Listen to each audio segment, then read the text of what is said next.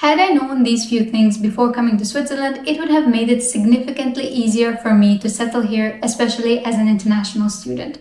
So if you are coming to Switzerland soon, or if you have just come here and you're beginning to settle, then I hope that these tips will help you because they sure would have helped me. So let's dive right in.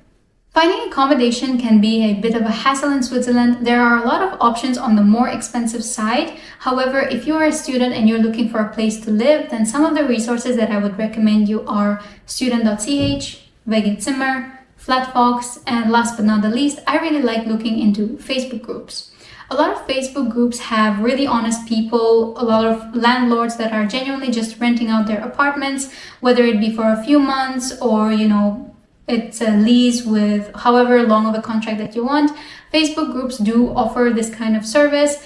There are specific groups for different cantons, like if you're living in the canton of Zug or in the canton of Lucerne, then they have their own different flat groups, which I would suggest you to join and see if you can find an option that's best suited for you. Before coming to Switzerland, I didn't really know that Swiss German and German are not the same languages. I didn't realize how much different they were.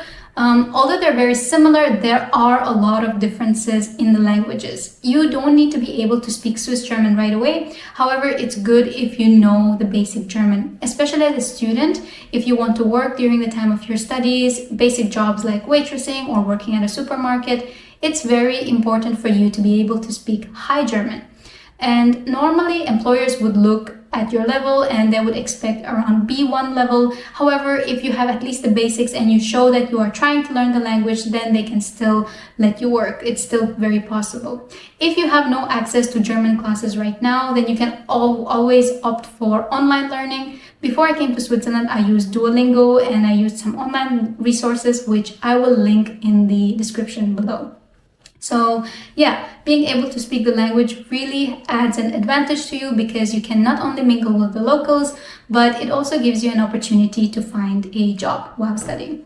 I see a lot of students opt for more expensive phone plans just because that's what's advertised, that's what they know. Companies like Salt or Leica, these all offer good phone plans, but they range between 30 francs to 60 francs, which I personally don't find very reasonable, especially as international students. We don't need that kind of plan. We don't need that kind of monthly spending.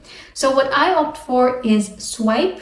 I use the unlimited internet and unlimited phone plan, which is only 20 francs a month. However, if you don't even need the unlimited phone calls, then you can opt for unlimited internet for just 15 francs a month. The only downside to using Swipe is the fact that they don't really have calls available around the world. They only have those available in Europe. And if you do want to make calls in Europe, then you have to pay like 2 francs per day. However, this is only when you're traveling. On a normal day-to-day basis, just having a normal phone plan works fine here in Switzerland. I wish that I had bought a few things before coming to Switzerland because it would just have been so much cheaper if I bought these abroad rather than came here and bought them here. Things like rain boots, a really warm winter jacket, and layering clothes like sweaters, hoodies, or innerwear, leggings, things like that. It's very important to layer here in Switzerland, especially during the months of October and November, because the weather is just so unpredictable. It can be really cold in the morning and really hot during the day, so you cannot wear the same thing throughout the day. You need to be able to layer. So make sure that you have a lot of clothes that you can layer, like sweaters and t-shirts, and also boots. Rain boots are extremely important because Switzerland is farmland almost everywhere, so it gets really muddy when it rains. And throughout the whole year, just have your rain boots ready, don't put them away. I did not know that shops are closed on Sundays. So sometimes I would leave my groceries till last minute and then I would go on Sunday expecting to be able to buy groceries. However, everything is closed on Sundays. You will not be able to buy anything. So make sure that you plan your groceries and you buy them throughout the week or on Saturday before 5 o'clock because on Sundays everything is closed. The only thing that's open are cafes and restaurants. So the rest of the things you'll have to do during the week. For grocery shopping, Migros and Coop are not your only options. You can opt for grocery shops like Lidl and Aldi, which I find to be the most budgeted, especially for international students. They're just so much cheaper. If you don't have a Lidl or Aldi right beside your house, then make sure to research the closest one, because it's usually just a bus ride away, and it's so much more financially efficient if you just go to these places and buy your groceries all at once rather than go to Migros and Coop every time and buy them one by one. It's just, more on budget. When I first moved into this room, it was completely empty, and I honestly did not want to travel all the way to IKEA or buy expensive furniture online because I just didn't see the need for it. Plus, I don't know when I would be moving next. So what I did is I found Facebook groups, I found apps where people actually offer household items for either free or for a very cheap price. So I use a few Facebook groups, I use Ricardo and Tutti, and these are really great apps if you want to find something on a really low price. For example, that lamp right there, I bought it for secondhand only for 10 francs in a Facebook group, whereas the normal price would be around 20 to 30 francs.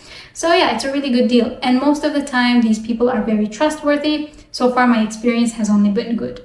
For household items, another good option would be thrift stores like Brücki. They are very common here, and they usually sell household items for a very, very cheap price. When I first landed in Switzerland, I did not know what a half fare card was, and this was one of the biggest mistakes, because without a half fare card, you have to pay a full price for all of your train tickets. With a half fare card, you pay half of the price. So when you are landing in Switzerland, make sure you go to the SBB office right away and ask for a half fare card, because this will just save you so much money. Another thing is buying the right train passes. For example, if you are living in Zug and you're traveling to Lucerne for your studies, make sure you buy a point-to-point pass, which is monthly, around 120 francs. But this is still cheaper than buying the ticket every time you travel, especially if you're traveling more than 3 times per week. Another thing is, a lot of other locations are included in this train ticket because it ranges from different zones.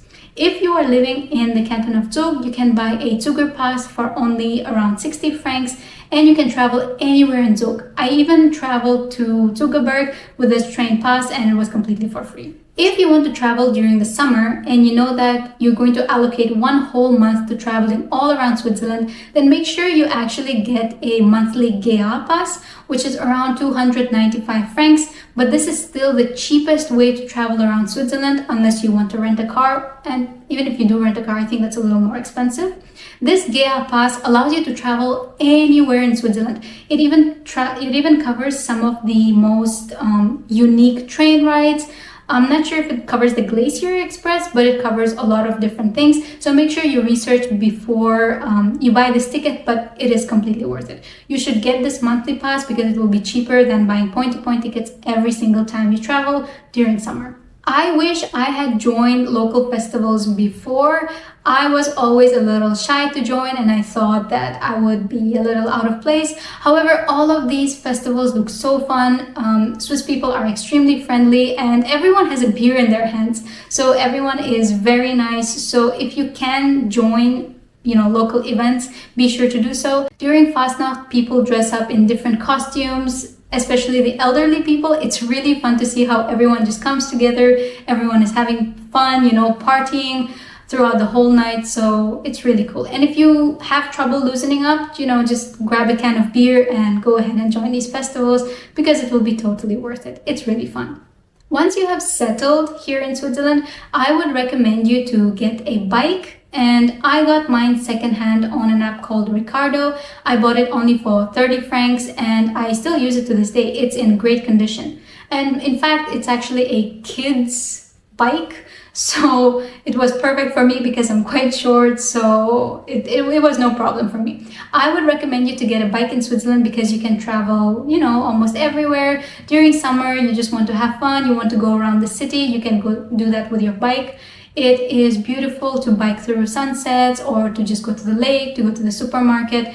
Bikes are always useful. There's also great biking tracks, and you're on the roads, you can also travel by bikes. And last but not the least, I wish I knew this before coming to Switzerland to study.